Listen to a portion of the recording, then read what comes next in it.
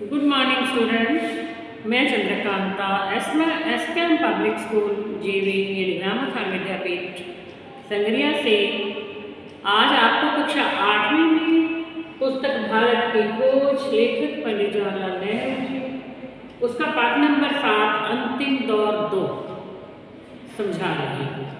तो बच्चों आप ध्यान से सुनोगे। इससे पहले इसी पाठ के 3 भाग हैं। हमने पहला पाठ पढ़ा राष्ट्रीयता बनाम साम्राज्यवाद, मध्य वर्ग की बेबसी, गांधी जी का आगमन। इसी का दूसरा भाग था गांधी जी के नेतृत्व में कांग्रेस सक्रिय, यानी गांधी जी ने जब कांग्रेस में के संगठन में प्रवेश किया तो उसमें क्या क्या बदलाव हुए थे वो भी मैंने अभी आपको समझा दिया था। तो आज हम इसका भाग नंबर 3 है अल्पसंख्यकों की समस्या, मुस्लिम लीग, मोहम्मद अली जिन्ना। तो बच्चों इस विषय के बारे में मैं आपको समझा रही हूँ। जिसे सांप्रदायिक समस्या कहा जाता था वह अल्पसंख्यकों के अधिकारों के साथ इस तरह तालमेल बैठाना था ताकि उन्हें बहुसंख्यकों के खिलाफ पर्याप्त संरक्षण मिल सके। अब अल्पसंख्यक यानी जिनकी संख्या कम है। अब कहते हैं कि सांप्रदायिक समस्या कहा जाता था जिन लोगों की संख्या कम है और जिन लोगों की संख्या ज़्यादा है उनको एक समान अधिकार मिले।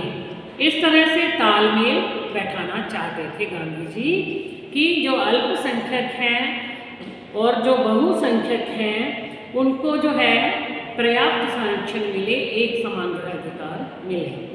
भारत के अल्पसंख्यक यूरोप की तरह जातीय या राष्ट्रीय अल्पसंख्यक नहीं थे, वे धार्मिक अल्पसंख्यक थे।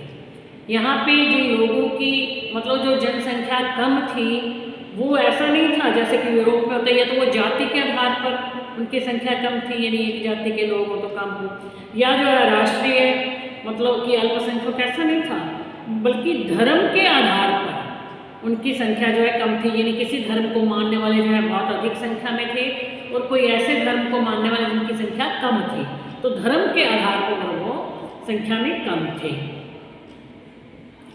जातीय दृष्टि से भारत में एक विचित्र मिश्रण है, पर जातीय सवाल भारत में न कभी उठे हैं न उठ सकते हैं।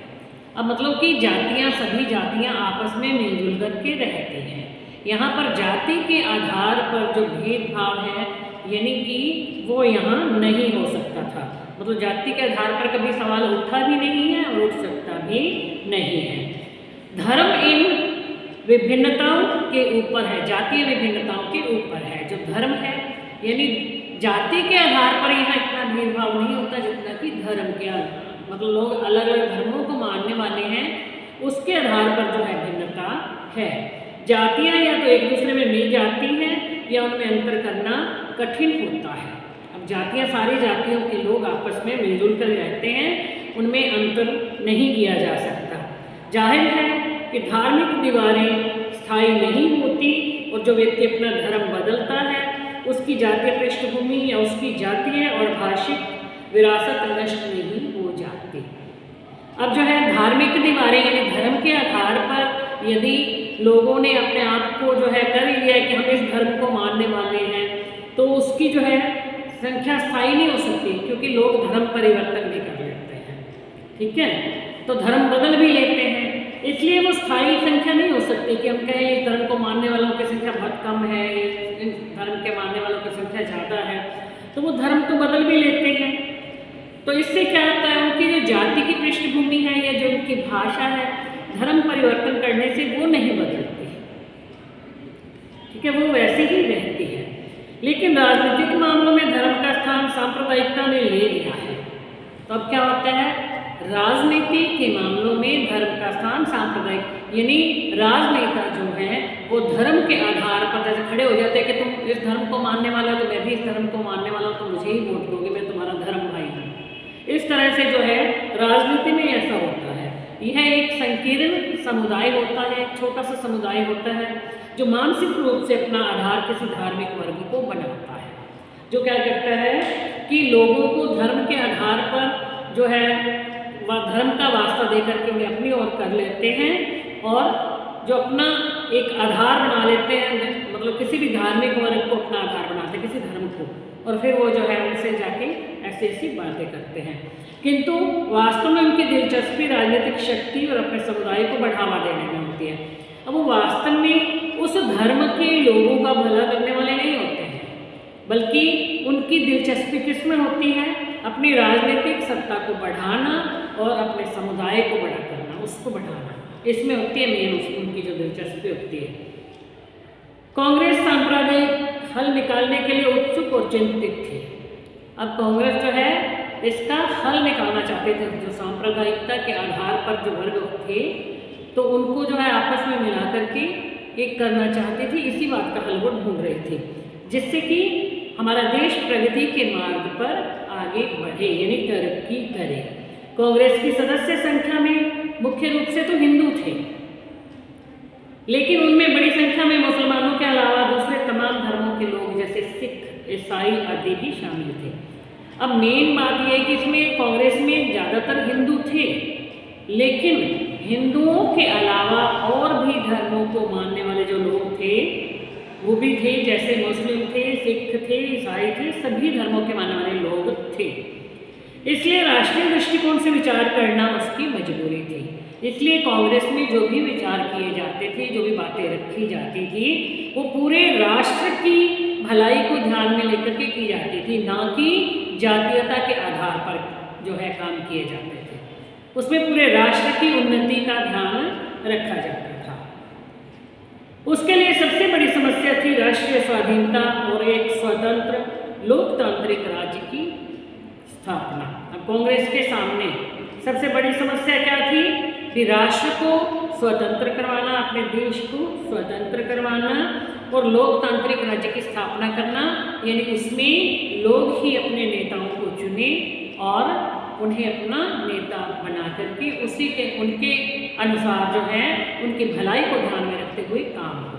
अब लोकतंत्र क्या होता है? हम इसे बोलते हैं ना, जैसे लोकतंत्र, और इसी को या प्रजातंत्र। तो क्या होगा? लोकतंत्र लोगों का लोगों के लिए,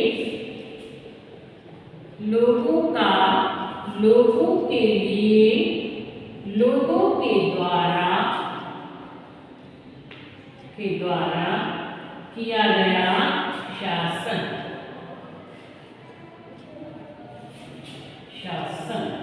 तो क्या हुआ?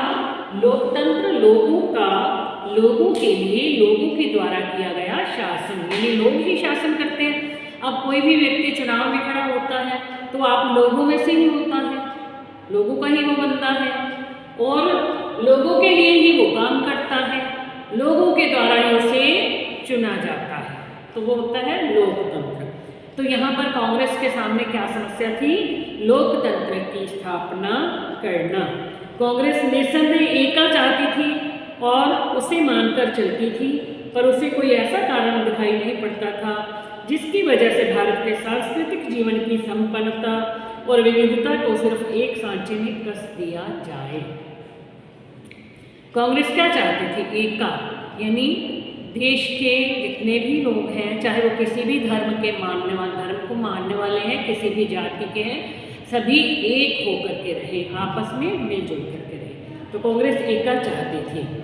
अब भारत के सांस्कृतिक जीवन की संपन्नता और विविधता को सिर्फ एक सांचे में कस दिया जाए, ऐसा भी नहीं चाहती थी कि सभी लोग जो हैं उसी एक ही संस्कृति को माने और मतलब विविधता में एकता लाना चाहती थी। ऐसा कांग्रेस का जो काम था वो इस तरीके से हो रहा था कि विविधता में एकता, अनेकता में एकता लाना, मतलब सभी लोग आपस में मिलजुल करके रहे।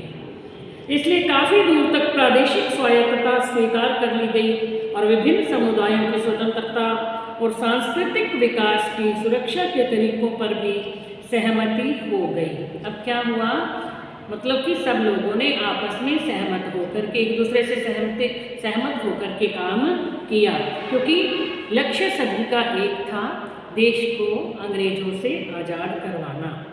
अब कांग्रेस जो है दो बुनियादी बातों पर अडिग रही थी, एक तो राष्ट्रीय एकता और एक लोकतंत्र। लेकिन सब काम चाहे वो कैसे भी हो रहे हैं, अपने देश को स्वतंत्र करवाना है, लेकिन उसमें किसी तरह का सांप्रदायिक दंगे नहीं होने चाहिए, धर्म के आधार पर, जाति के आधार पर कोई भेदभाव नहीं होना चाहिए। उनका मकसद दो थे, राष्ट्र में एकता स्थापित करना और लोकतंत्र, राज्य को लोकतांत्रिक बनाना, बस ये था। आधी शताब्दी तक अपने विकास के समय वह इन पर बराबर बल देती रही, मतलब लगभग आधी शताब्दी तक वो इस बात पर बल देती रही, एकता और लोकतंत्र पर। गुजरे जमाने में कम से कम सिद्धांत में ब्रिटिश सरकार ने भी भारतीय एकता और लोकतंत्र का समर्थन किया था। मतलब कुछ समय तक तो ब्रिटिश सरकार ने उनकी इस बात का समर्थन किया, किसका? एकता और लोकतंत्र का। लेकिन उसकी नीतियां हमें सीधा उस दिशा में ले गई जहाँ इन दोनों को का ही अस्वीकार था। लेकिन ये ऊपर से तो ये दिखावा था कि वो हमारा साथ दे रहे हैं, मतलब हमारी इन बातों को मान रहे हैं, समर्थन कर रहे हैं, लेकिन जो काम, उनकी जो नीतियां बनाई गई थी, जो कायदे कानून बनाए गए थे, वो इन दोनों को नहीं मान रहे थे। तब क्या हुआ? अगस्त 1940 ईस्वी में कांग्रेस ने मजबूर होकर के घोषणा कर दी कि भारत में ब्रिटिश सरकार की नीति जनजीवन में संघर्ष और फूट को प्रत्यक्ष रूप से उकसाती और भड़काती है। अब कांग्रेस को इस बात का पता चल गया कि ये क्या काम कर रहे हैं अंग्रेज। ऊपर से तो हमें कह रहे हैं कि ये ठीक है, हमारा समर्थन कर रहे हैं, लेकिन अंदर ही अंदर लोगों में फूट डाल रहे हैं और हमें ही आपस में लड़ा भिड़ा रहे हैं, क्योंकि अंग्रेजों की एक ही नीति थी, फूट डालो और राज करो। ब्रिटिश सरकार के जिम्मेदार लोग खुल्लम खुल्ला हमसे ये कहने लगे कि शायद किसी नई व्यवस्था के पक्ष में भारत की एकता की बलि चढ़ानी पड़े। अब वो खुले रूप से कहने लगे थे कि ये जो भारत की एकता चाहते हो तो इसके लिए हो सका, मतलब कि जब हम नई व्यवस्था लागू कर रहे हैं उसके लिए भारत की जो एकता है उसकी बलि तो चढ़ेगी चढ़ेगी। मतलब अंग्रेज ऐसे कानून बना रहे थे जिसमें सभी भारतीय एक होकर के नहीं रह सकते थे, क्योंकि वो आपस में ही उन्हें लड़ा भिड़ा रहे थे, अपना ही फायदा कर रहे थे, और हमारे देश के लोग जो हैं उनके बहकावे में आकर आपस में ही लड़ झगड़ रहे थे। हम सांप्रदायिक समस्या को कोई ऐसा हल न ढूंढ सके जो सब पार्टियों को मंजूर हो। अब नेहरू जी क्या कहते हैं कि ऐसी व्यवस्था स्थापित कर दी गई कि हम कोई भी ऐसा हल नहीं ढूंढ पा रहे थे जो सब पार्टियों को मंजूर हो। यह साफ जाहिर है कि भारत में बहुत से सामंती और प्रतिक्रियावादी समुदाय हैं, उनमें से कुछ तो यहाँ की जमीन की उपज है, कुछ को जन्म देकर उनका पोषण अंग्रेजों ने किया है। अब क्या कह रहे हैं कि भारत में बहुत से सामंत हैं, सामंती समुदाय हैं, बहुत से राजा महाराजा हुए हैं जिन्होंने यहाँ पर राज किया है, लेकिन वो इसी देश में ही जन्मे हुए, इसी देश के रहने वाले हैं। लेकिन कुछ लोगों को, मतलब बड़े बड़े पदों पर जो आसीन किया, उन्हें राजा बनाया, वो अंग्रेज लोग थे जिन्होंने अपने फायदे के लिए यहाँ के कुछ लोगों को बड़े पदों पर रखा था। संख्या की दृष्टि से भले ही कम हो, लेकिन उनके पास ब्रिटिश सत्ता की मदद है। अब वो ऐसे लोग ज़्यादा नहीं थे, मतलब जिन्हें अंग्रेजों ने खड़ा किया, संख्या की दृष्टि से वो कम थे, लेकिन उन्हें जो है ब्रिटिश सत्ता से मदद मिल रही थी। अंग्रेज लोग उनकी सहायता कर रहे थे, और वो कैसे कर रहे थे? अपने स्वार्थ को पूरा करने के लिए, क्योंकि वो भारत में ही रहना चाहते थे, भारत से निकलना नहीं चाहते थे, इसलिए वो लोगों को में आपस में फूट डाल रहे थे। बीते हुए दिनों में अंग्रेजों की नीति मुस्लिम लीग और हिंदू महासभा के मतभेदों को प्रोत्साहित करके उन पर बल देने की और सांप्रदायिक संगठनों को कांग्रेस के विरुद्ध महत्व देने की रही थी। अब अंग्रेजों की नीति क्या थी? मतलब कि हिंदू मुस्लिम ऐसे दल बना करके उनके आपस में फूट डालना, सांप्रदायिक दंगे फैलाना थे। मिस्टर जिन्ना की मांग का आधार एक नया सिद्धांत था। अब एक और नया सिद्धांत मिस्टर जिन्ना ने रख दिया था। उन्होंने घोषणा की कि भारत में दो राष्ट्र हैं, वो है हिंदू और मुसलमान। अब दो राष्ट्र बता रहे हैं वो, मतलब कि ये दोनों जो है हिंदू और मुसलमान अलग अलग रहेंगे, इनके अपने अपने देश होने चाहिए। दो ही क्यों? तब नेहरू जी आगे कह रहे हैं कि दो ही क्यों, मैं नहीं जानता, क्योंकि अगर राष्ट्रीयता का आधार धर्म है तब तो भारत में बहुत से राष्ट्र हैं।